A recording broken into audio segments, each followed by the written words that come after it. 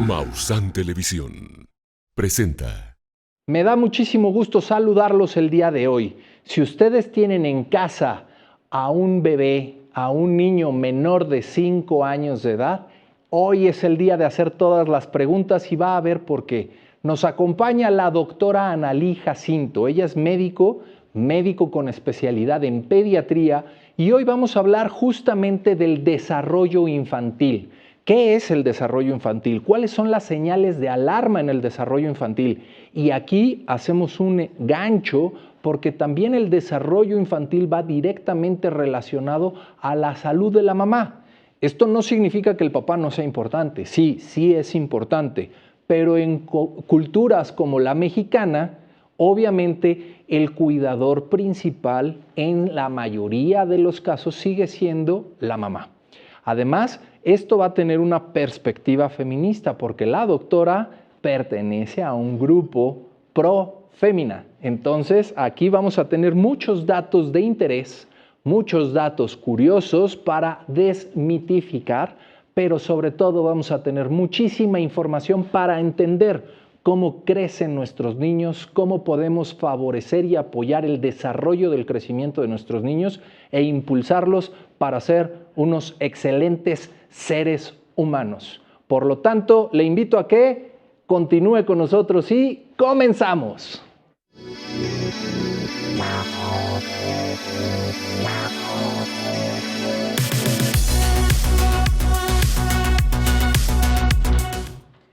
Muchísimas gracias por estar aquí con nosotros el día de hoy con un invitadaza de lujo. Es la doctora Analí Jacinto. Como ya le dije, es médico, es pediatra y hoy nos viene a hablar acerca del desarrollo infantil. Déjeme darle la bienvenida, doctora.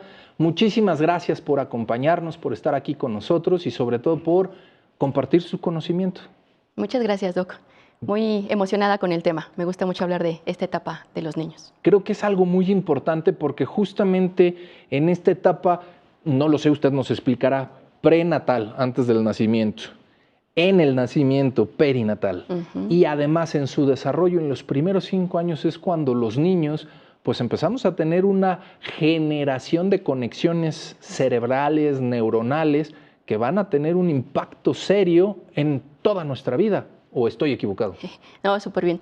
Hay algo que le llamamos los 1000 días. 1000 días. Y precisamente abarca la gestación o el periodo prenatal, el perinatal del nacimiento, que también impacta mucho cómo nacemos, y los primeros 3 años de vida. Ok. Entonces, lo que hagamos y no hagamos en este periodo influye en la salud física, en la salud emocional, en las habilidades, en lo social y posteriormente, obviamente, en el desenvolvimiento como adultos.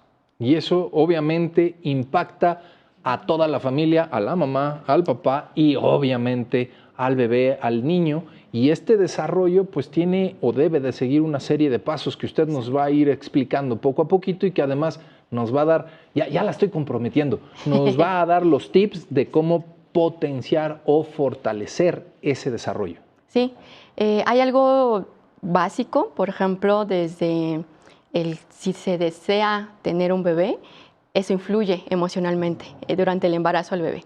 Si nace por parto cesárea, también influye en las habilidades del bebé.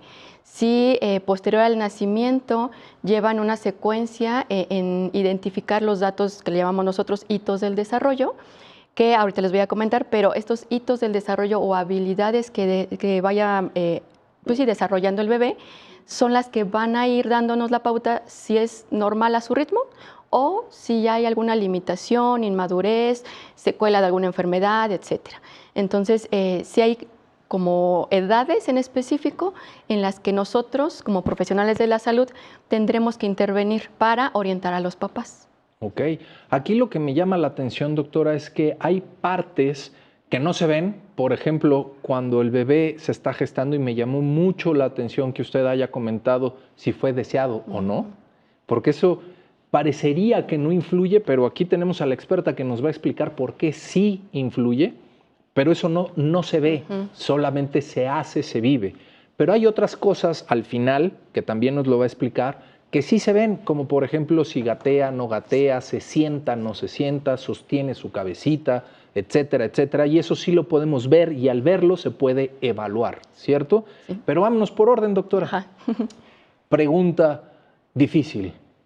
¿El bebé deseado o no deseado? ¿Eso qué importa? Hay estudios, por ejemplo, desde en la parte del desarrollo neurológico, estas conexiones de las neuronas o los sistemas sí, parte de las neuronas, donde influye si durante el embarazo la mamá tiene cierto rechazo al embarazo, si fue un clásico de no lo esperaba, no lo planeábamos, pero bueno, ya nos enteramos que sí está formándose, y contrario a fue planeado, nos preparamos, ya empezamos a buscar ropa, etcétera, ¿no? El impacto está muy relacionado, tanto las emociones como el sistema nervioso. Se ve la diferencia, por ejemplo, cuando nace el bebé y hay cierto como rezago en el neurodesarrollo. Okay. Y emocionalmente es como menos, no quiero decir extrovertido, como menos habilidades sociales desde niño. Entonces, sí hay un porcentaje importante, pero bueno, se menciona que hasta 3 veces es más propenso un bebé cuando no es deseado a desarrollar menos habilidades comparado con los que sí. Oiga, qué interesante, y además datos duros, datos científicos, evidencia de investigación.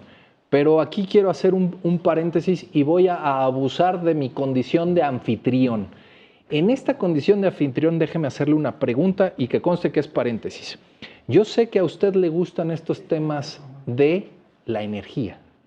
Y sabemos, y también está científicamente comprobado, que si a un medio acuoso le damos buena vibra, las moléculas de agua se organizan de una forma armónica. Pero si le damos una energía negativa, tienen un desorden.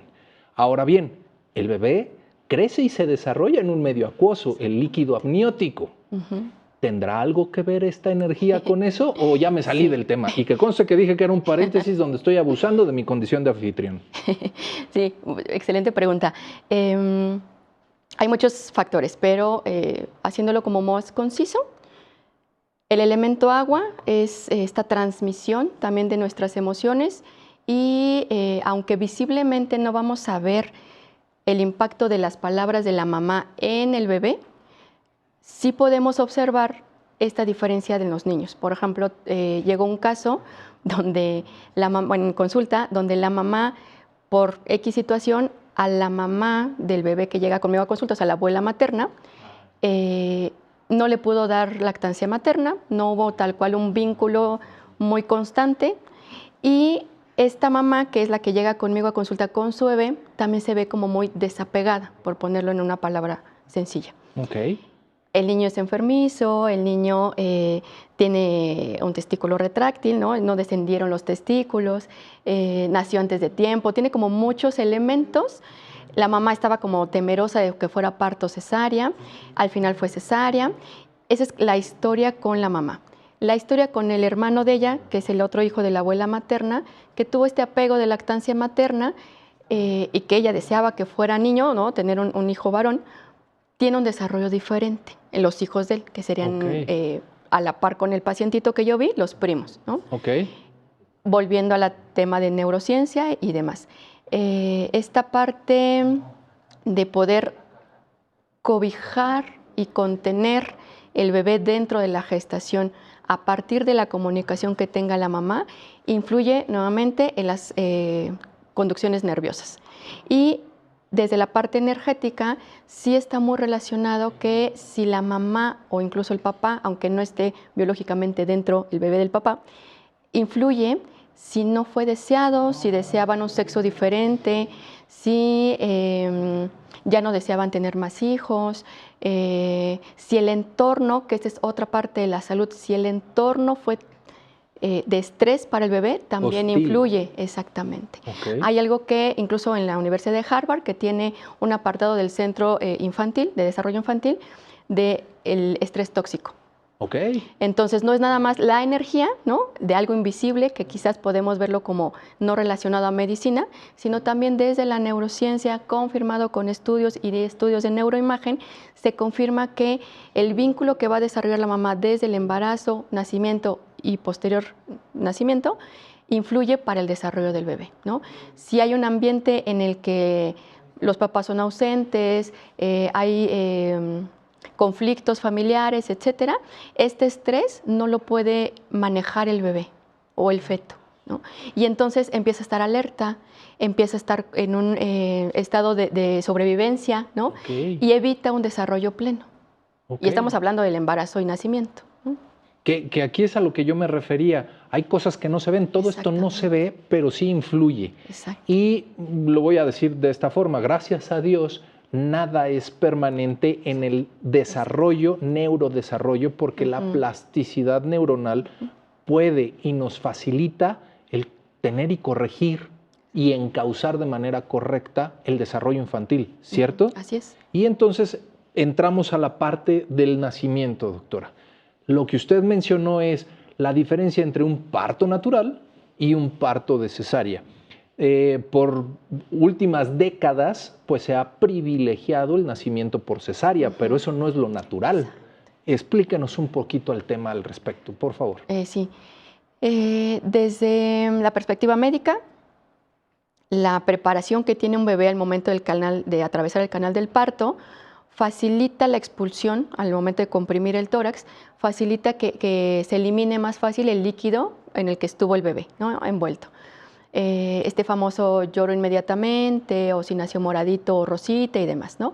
Es más propicio el ambiente cuando el bebé nace por parto, porque además también contiene el contacto con la microbiota o la flora bacteriana a nivel genital de la mamá, que eso más que perjudicarle beneficia, porque empieza a tener ya el sistema inmune activado. Y entonces ahí son dos factores, por mencionar únicamente esos dos, ¿no? Ayuda a la adaptación pulmonar y respiratoria y facilita también que tenga más flora bacteriana en el bebé y por lo tanto empiece a protegerse. Contrario cuando nace por cesárea, cuando es necesario, no hay objeción. Sí, cuando hay una indicación médica, ¿no? Por diferentes causas, sí. Pero si no... Pero cuando no, sí, de hecho en medicina justo decimos, ¿no? No supo nacer, ¿no? Exacto. Y más bien no es que el bebé no supiera nacer. A veces el entorno médico no explicamos todos los beneficios del parto, ¿no? Claro. Si es programado, elegido, bueno, está bien, solo que sea informado, ¿no? Que sepan las condiciones en las que va a desarrollarse después el bebé, pero cuando nace por cesárea sí es más propenso el bebé a que no se adapte fácilmente su sistema respiratorio al ambiente. Okay. Y que también tenga menos contacto con la flora, que eso evitaría que tenga fortalecimiento del sistema inmune o de las defensas. Okay. Y hablando justo en el nacimiento, afortunadamente, ya estamos regresando a nuestras raíces y se empieza a mencionar algo de parto humanizado. Un parto humanizado. Que no es como que sea algo nuevo, es algo que ya existía, ¿no? Desde siempre, hace muchísimos años, pero es favorecer el contacto más tiempo del bebé con la mamá. Somos la única especie de mamíferos que completamente nos separan, ¿no? Correcto. Y entonces, incluso yo en la consulta con los niños que están más grandes, que no puedan dormir, que lloran mucho, que se enferman mucho, yo le comento a las mamás o a los papás, haga contacto piel con piel. Este 15 de marzo, vive la experiencia con tus propios ojos. Conozca la historia que puede redefinir nuestro lugar en el universo. Hay momentos que dividen la historia en un antes y un después. Este es uno de ellos.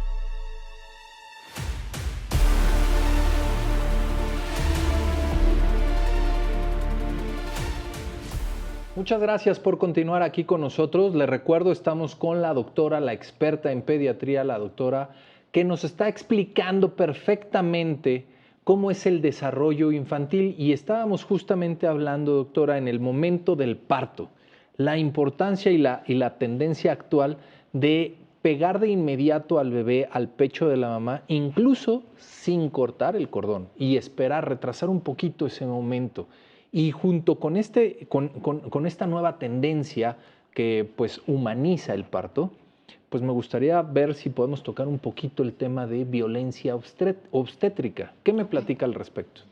Sí, de un tiempo a la fecha empezó a reconocerse la importancia del contacto de la mamá con el bebé en cuanto nace.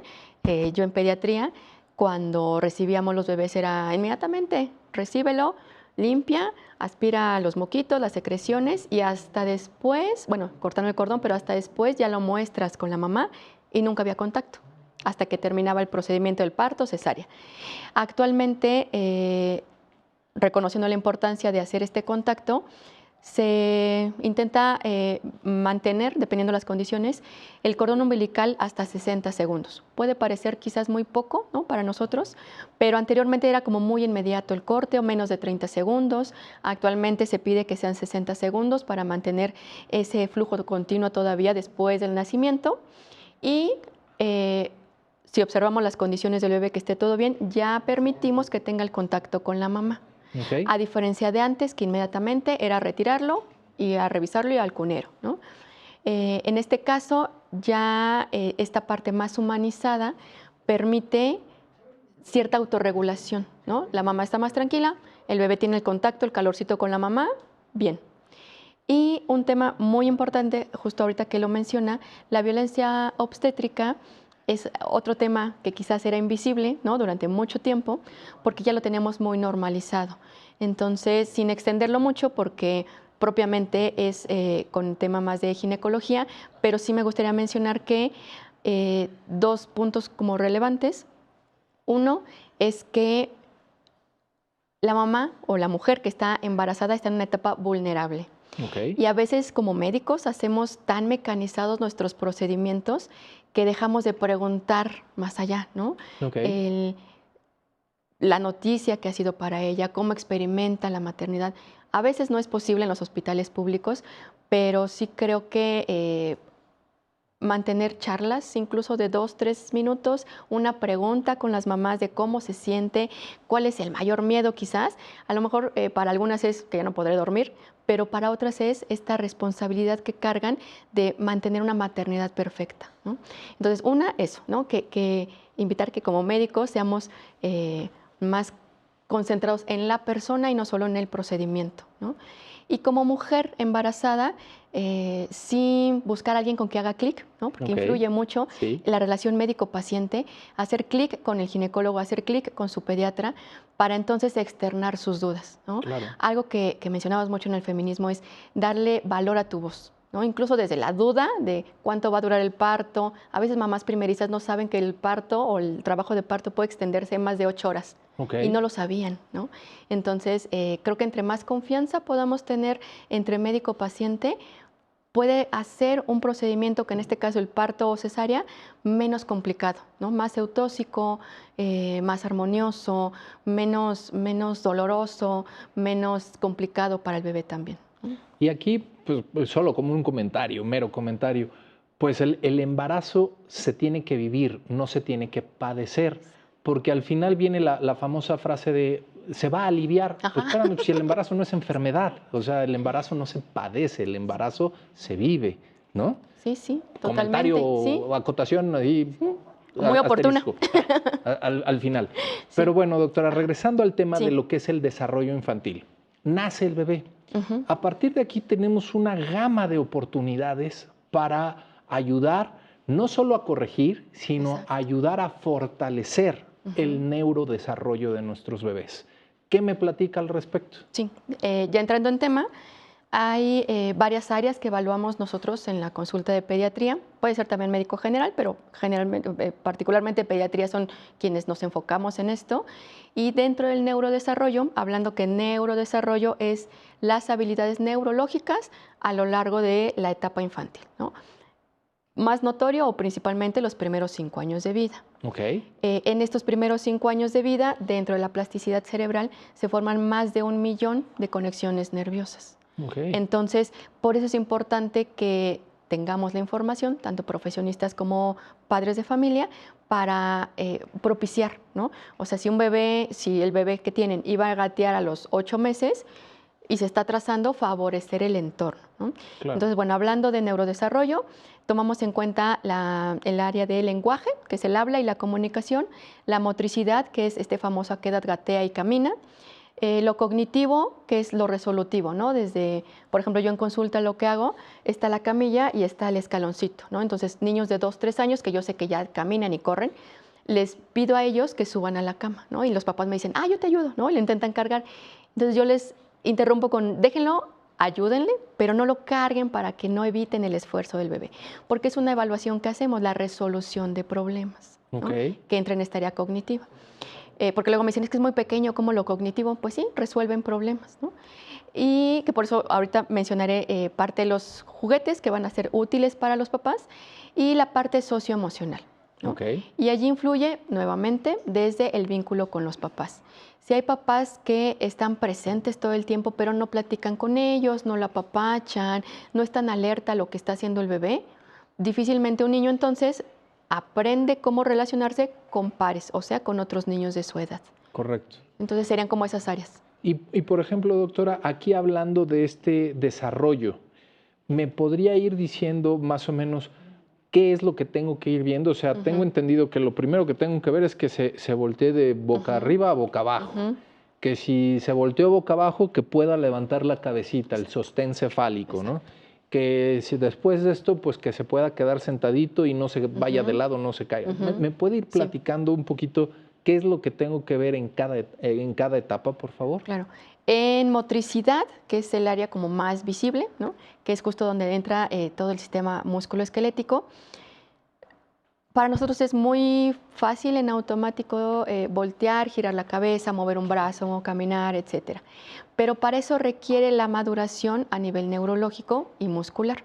Entonces, entre los 2, máximo 3 meses, ya debe de estar presente este sostén cefálico y no necesariamente que el bebé de estar acostado se levante por completo su cabecita, sino que el ejemplo que yo les pongo a los papás es cuando lo cargan para sacar el aire, mueve la cabecita, la levanta, así.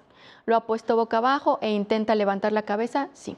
Eso debe de estar presente antes de los 3 meses, ¿no? Okay. Idealmente 2, digo máximo 3. Si pasa de los 3, hay que identificar si no hay alguna alteración.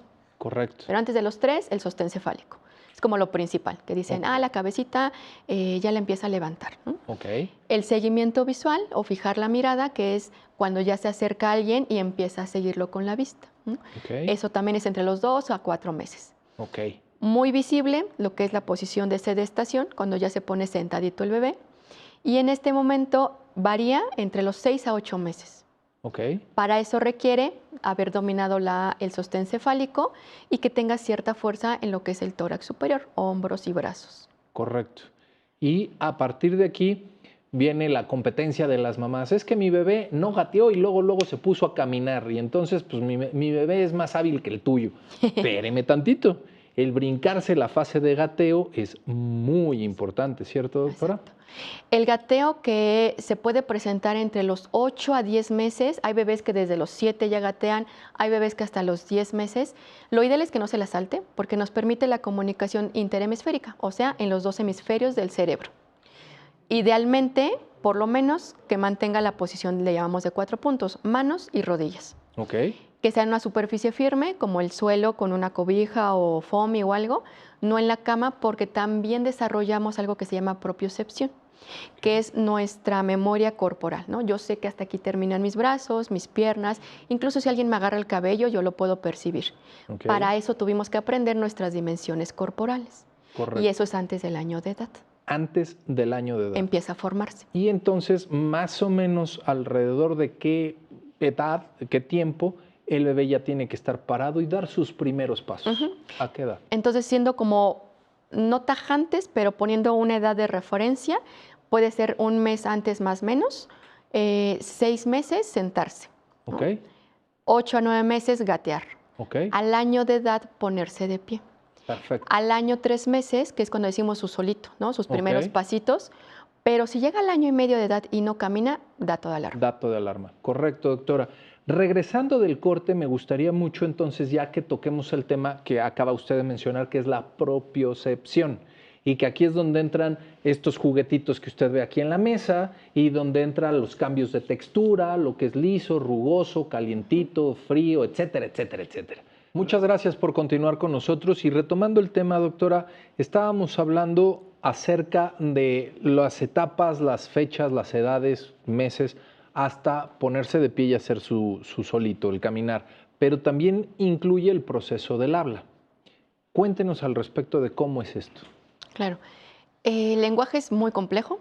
No nada más es repetir palabras, es desde la gesticulación en la cavidad oral, nuestros músculos también tienen una gran función, la comprensión del lenguaje, la memoria, la interpretación y la expresión. Okay. Entonces, para lograr todo ese desarrollo, requerimos desde algo básico que son los balbuceos, ¿no? Okay. Este famoso gugu, ma, pa, ¿no? Que son antes del año de edad.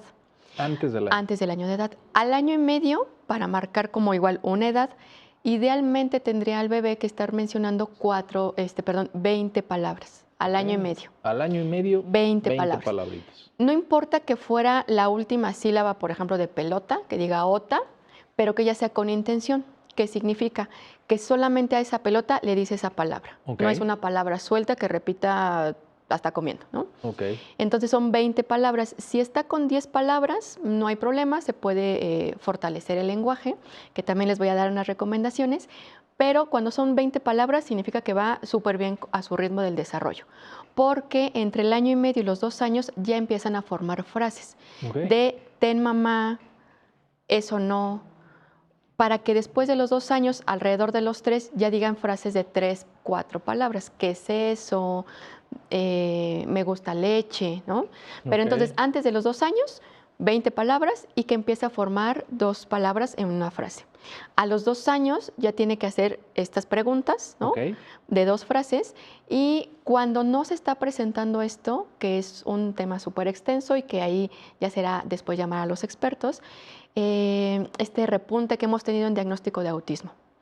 Entonces, es una de las áreas que evaluamos, ¿no? Que el lenguaje a los 2 años ya sean palabras sueltas y que empiece a formar frases. Correcto. ¿Vale?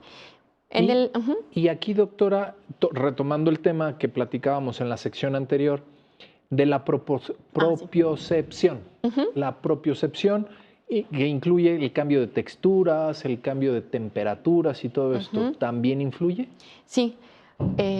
Algo importante que no es tal vez el tema, que es la alimentación complementaria, pero que tiene relación también con las texturas, es que a partir de los 6 meses que iniciamos la alimentación complementaria, que son los sólidos, ¿no? Las papillas, le llamamos progresión de texturas. Aquí el comercial, permítame, y le doy chance de que piense, pero el comercial es, recuerde por favor que la leche materna, la alimentación al seno materno es esencial y prioritaria los primeros 6 meses, que si bien se puede prolongar incluso hasta los 2 años, incluso más, pero lo importante es mínimo, así de no hay de otra, los primeros 6 meses. Sí, ¿cierto, doctora? Sí, sí, sí. A partir de los 6 meses es cuando empezamos a incluir otras cosas y ahí volvemos al tema, ahora sí, de texturas al paladar, ¿no? Ajá. Le llamamos progresión de texturas, porque si el cuerpo no reconoce las texturas al tocar o al deglutir, difícilmente, conforme crezca, va a poder ya aceptarlas en otras áreas, ¿no? Entonces, incluso para el control de esfínteres, o sea, cuando van a hacer pipí y popó. Justo niños que son estreñidos, si hacemos el interrogatorio en retrospectiva, nos enteramos que no tuvieron esta progresión de texturas. Entonces, esta progresión a partir de los 6 meses, las famosas probaditas y papillas, que sea purés o papillas, lo que llamamos machacado, o sea, no tan fino en puré, posteriormente picados finos y posteriormente ya trozos. Dentro de la propiocepción, el entender o dimensionar nuestro cuerpo, que también tiene que ver con texturas, lo vamos a poder facilitar con juguetes, por ejemplo. ¿Por qué? Porque externamente vemos reflejado igual dimensiones, en dónde sí caben, en dónde no, hasta dónde termina una figura y otra. Por eso es que son no nada más para que pase el tiempo el niño y no esté interrumpiendo una videoconferencia, por ejemplo, sino para fortalecer la motricidad desde la pinza fina, desde el resolver problemas y también parte de las dimensiones, ¿no? Correcto, y aquí es donde entramos a estos juguetitos. A ver, explíquenos qué fue lo que nos trajo el día de hoy, doctora. Hay un video muy interesante, por si un día lo encuentran en internet, de una persona, no recuerdo si era hombre o mujer, que intenta meter una maleta al maletero del avión y no lo logra acomodar. Y es... Ajá, todo un caos. Nunca jugó Tetris. Exactamente. Ahí es donde influye la importancia que desde la infancia tengamos juegos con intención. Entonces, por ejemplo, estos juegos en las consultas de pediatría nos permiten, uno, resolver problemas o qué tanta capacidad tiene el niño para resolver problemas, ¿no? Tengo niños en consulta que si no encuentran en dónde colocar la figura, destapan y la colocan. Súper bien, ¿no? O sea, no hay resolver el problema. Exactamente. Ahí también vemos la famosa tolerancia a la frustración. Ahí también vemos el apego con la mamá.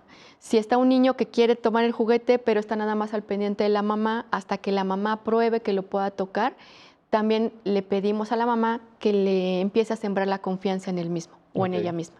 Y entonces, en estos tipos de juguetes se trabaja desde la resolución de problemas, las dimensiones, los colores y que tenga alrededor de 2, 3 años las figuras. El triángulo, ¿no? Dónde debe de ir colocado, el cuadrado donde debe de ir colocado, los colores, que cuente, ¿no? Y algo también importante, que aquí tal vez es un poco grueso, pero la pinza fina. Que eso le va a ayudar también para alimentarse y cuando esté más grande para escribir. Pinza fina se refiere a la manera, a la forma de agarrar las cosas, de tomar las cosas. Y aquí, por ejemplo, para desarrollar la pinza fina, que estrictamente sería el índice y el pulgar, para a futuro 5 o 6 años escribir, por ejemplo, puede ser desde una alcancía. Agarra una moneda y la coloca. Nomás que con cuidadito, porque luego esas monedas terminan agua, si el niño se crea alcancía. Con vigilancia. No. Abusados. Ahí siempre hay que estar al pendiente para que esos objetos pequeños no se los lleven a la boca, porque lo de menos es que se lo traguen. Lo grave es que se quede atorado y entonces es un proceso de urgencia de asfixia. Sí, exactamente. Siempre con vigilancia. Esta pinza fina que puede ser desde la alcancía para que no gasten o comprar juguetes que son de fichas, ¿no? Yo en la consulta, por ejemplo, les comento cuando traen botones que abotonen, ¿no? Y eso ayuda a observar el niño qué tanta coordinación motriz tiene. Previamente ya tuvo que haber coordinado el reflejo ojo-mano, que eso es antes del año de edad. Y ahí en el reflejo ojo-mano, que influyen varias áreas neurológicas, lo que yo les sugiero a los papás es que compren juguetes que quepan en la manita del bebé. Tener cargado el bebé, ¿no? Si antes del año de edad le está costando, de repente me dicen, es que le tiemblan las manos como de desesperación. Sí, porque es un proceso de maduración en la coordinación. Tenerlo sentadito, un objeto frente a él en medio, porque eso nos ayuda a que se comuniquen otra vez los 2 hemisferios del cerebro y que con una mano logre alcanzar el juguete. Le quitan o le retiran el juguete y con la otra manita. El inicio generalmente es con las 2 manos, está bien, pero nosotros como adultos hay que favorecer que sea de una mano y de la otra. Si no, luego ya tampoco coordinan cuál es la derecha y cuál es la izquierda, ¿no? O sea, tu otra derecha, ¿no? De repente cuando ya es grande. La otra derecha. Entonces ahí es la importancia de comunicar ambos lados. Entonces, yo les sugiero, cuando compren juguetes a sus niños, busquen no el más llamativo grande de 1000 sonidos porque se va a sobreestimular. En este caso es solo lo motriz para que sostenga. Si quieren para el lenguaje, ¿no? Hay estos famosos libros, no, pero hay estos libros que tienen como animales, ¿no? Sonidos de animales, la vaca, el perro, etcétera, para el lenguaje. Porque para lograr las palabras requerimos que previamente haga estos sonidos de los animales. Pareciera que es como algo sin relevancia. Aquí es una etapa muy buena, doctora, en la que nos podemos dar cuenta si tiene algún problema de audición. Sí, totalmente. ¿Y a qué edad podríamos encontrar esto? Por ejemplo, el chasquido o un aplauso para ver si el niño voltea y localiza el sonido. Exacto. Para esto me regreso. Idealmente ya está normado que tendríamos que realizar a todo recién nacido hasta 5 tamices. Es otro tema extenso, pero bueno. Entre ellos, al nacer, el auditivo. ¿Vale? Desde ahí ya le ponen un aparatito como audífonos, identificamos y descartamos si hay problemas de audición o que no escuche, ¿no? Pero desde los primeros meses, incluso antes de los 3 meses, cuando aplaudimos, el bebé tiene que parpadear, tiene que empezar a girar la cabeza, ¿no? Desde los 3 meses se debe de observar una reacción del bebé. También un ruido cómodo, ¿eh? No le vaya a gritar, porque me lo espanta el niño tampoco. Un ruido leve, pero que sí le llame la atención. Doctora, más o menos me quedan unos 30 segunditos. ¿Algún dato de alarma, algún dato de relevancia que debamos tomar en consideración? Ajá, yo creo que me iría en cada área. La motricidad, si al año y medio no camina o solo, hay que observar por qué. Si el lenguaje igual al año no está diciendo palabras sueltas como ma, pa, nuevamente al año y medio no está diciendo más de 10 palabras, hay que estudiar. Si lo ven, lo referimos nosotros como indiferente al medio. O sea, llegan con un juguete y ni siquiera voltea a verlo, no lo pela, ¿no? Doctora, estábamos platicando acerca de los datos de alarma. Ya estábamos viendo de que si no habla, de que si no se para, de que si no... A ver, terminemos con estos datos que tenemos que tener muy claros. ¿Cuáles son los datos de alarma en los que tenemos que fijarnos? Ok. Hablando de motricidad o de lo muscular, sería si a los 8 meses no está sentadito. Ok. Antes de eso puede como que tiemble el cuerpecito, puede que se vaya hacia el frente, no lo suelten, pero observen qué tanto ya tolera estar sentado. Entonces, máximo 8 meses se estaciona sentado. 8 meses sentado. Ajá. Ok. Al año de edad empezar a ponerse de pie y empezar a como agarrarse y caminar de lado. Ok. Lo que llamamos marcha de cangrejo. Ok. Al año y medio, si no camina solo, ya no es normal. ¿Ok? Ok. Si a los 2 años ya no, si a los 2 años no habla, ¿no? Que no pronuncie más de 10 palabras, por lo menos, ya ni siquiera las frases, más de 10 palabras, tampoco es normal. Ok. Y esta indiferencia tanto a lo externo, juguetes, trastes nuevos, un familiar que llega, niños en el parque, si es indiferente, no es normal. No es normal. Si hay esa indiferencia, Ajá. hay que prender las alarmas. Correcto, doctora. Y bueno, llegamos justamente a la sección en donde el público nos hace preguntas. Ok. Entonces, permítame preguntarle a la querida voz de la salud, ¿tenemos preguntas el día de hoy? Yo espero que sí. Hola, doctor. Hoy tenemos muchas preguntas. 1. Lorena, desde el call center. ¿Cómo ayuda el juego en que los peques desarrollen su mente y sus sentimientos? Justo, muy buena pregunta porque esto nos va a dar una relación entre los padres y el niño, pero además poder darnos cuenta con el desarrollo, ¿no, doctora? ¿Qué le podemos contestar? Claro. Es muy relevante el juego desde la parte neurológica. Los niños, va a ser tal vez un poco técnico, su cerebro actúa en ondas de cierto voltaje, que se llaman alfa y zeta.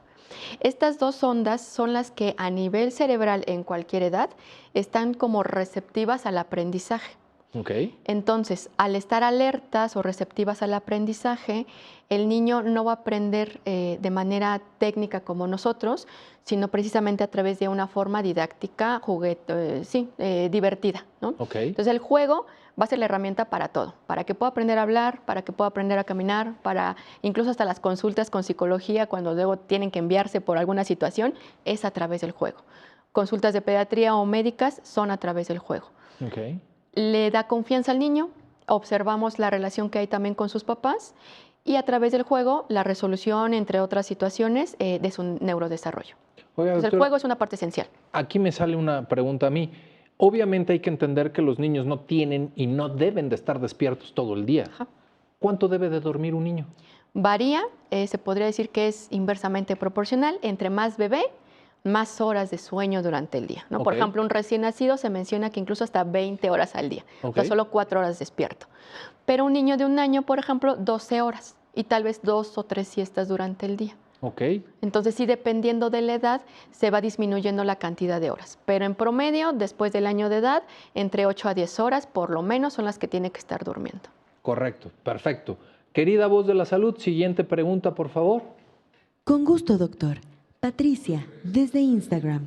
¿Cómo apoyar el desarrollo de mis hijos sin que sea demasiada presión o estímulo? Interesante su pregunta. ¿Qué le Ok. podemos contestar? Yo les sugeriría, primero, no utilicen celular, pantallas, tabletas, nada parecido. Si es que quieren utilizar la pantalla por una canción, por un juego, etcétera, yo les comento, La canción que sea tu voz, para que escuche una voz humana y no Ok. la voz de Plim Plim y quien esté escuchando, Sí. ¿no? En el video. Ok. Entonces, solo como apoyo. De inicio, evitar pantallas. La Academia Americana de Pediatría recomienda que en menores de 2 años, 0 pantallas. Entonces, Ok. esa es la primera. Y en general, recomendaciones para que no sienta que es sobreestimulado, enfocarse con un juguete a la vez. Por ejemplo, si van a utilizar un libro y tiene texturas, solo estamos trabajando texturas, ¿no? Ok. Si es un libro para dormir, que sea solamente el cuento para dormir. Ok. Si es el cubo de ensamblar figuras, solamente un juguete a la vez. Entonces es como identificar si es de manualidad, si es de cantar o lenguaje, o si es de socializar, ¿no? Porque estos famosos juegos simbólicos o de rol, por ejemplo, pueden jugar varios niños la comidita, que es el doctor, que es el maestro, etcétera. Entonces ese es un juego social.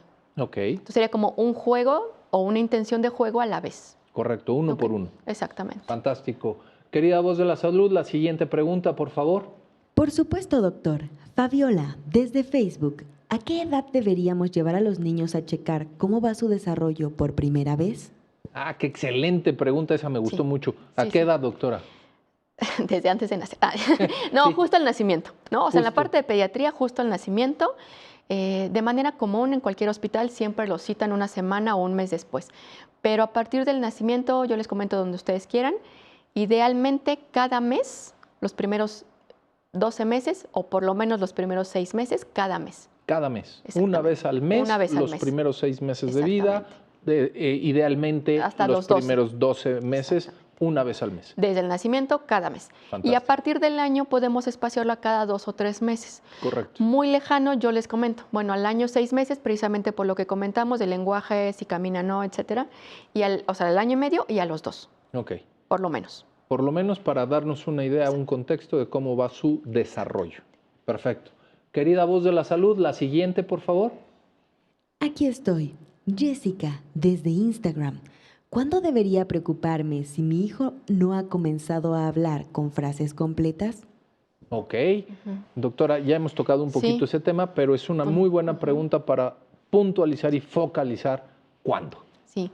El lenguaje, para lograr que pronuncie frases, tuvo que haber avanzado en sonidos balbuceos o sonidos guturales, en decir ma, pa y en decir palabras de 2 sílabas. Ok. Entonces, no podemos esperarnos hasta el año y medio, 2 años y decir, ay, no dice nada, ¿no? Ok. Previamente, si no hace sonidos, da toda alarma, ¿no? Ok. Y ahí, independientemente la edad, ¿no? O sea, si no hace ningún balbuceo, ningún gugu, ningún ma, ningún pa, no es normal.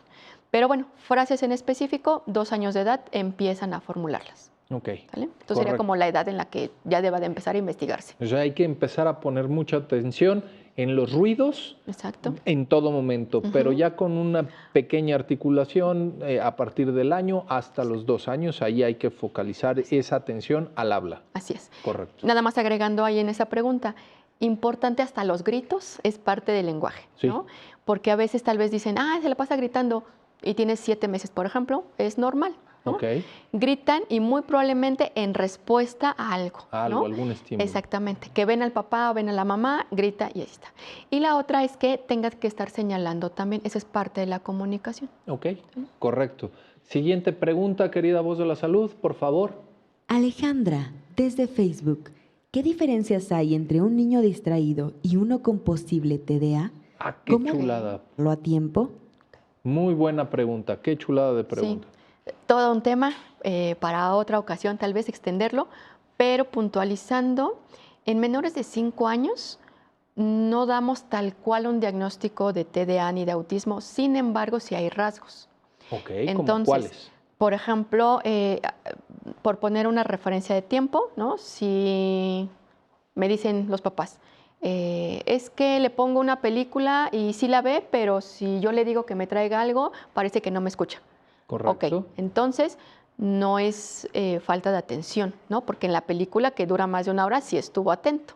Ok. Más bien lo otro que le está pidiendo no le gusta, por ejemplo, ¿no? Ok, Pero si son niños que preguntamos, ¿no? Es en casa, en escuela y en otra casa o en otro ambiente, o sea, que sean más de 2 lugares, que está distraído, buscando, haciendo, nada le entretiene, ese es un rasgo, ¿no? O sea, por ejemplo, si en casa ni siquiera para vestirlo hay tiempo porque ya está buscando qué hacer, ¿no? Ok. Ese es uno. Si cuando van de visita con familiares no está comiendo porque igual ya se quiere bajar de la mesa, ya quiere ir con el otro niño, etcétera, ya van dos hogares, son dos ambientes y ya son dos situaciones diferentes. Correcto. Y tercero, ¿qué tanto llega en juguetes o en algo que le llame la atención a mantener su atención? Correcto. Y esto es diferente a la falta de interés por algo. Exacto. Doctora, yo le agradezco muchísimo que nos haya acompañado el día de hoy. Espero que les haya servido muchísimo los comentarios de nuestra experta y cualquier cosa, ya sabe, nosotros buscamos mejorar su calidad de vida. Hasta la próxima. Muchas gracias. Encuentra todos los programas de Maussan Televisión en YouTube. Únete a nuestros nuevos canales: Misterio, Descubrimiento, Bienestar, Medio Ambiente y, por supuesto, sintoniza nuestra señal en vivo las 24 horas del día. Maussan Televisión. Buena televisión.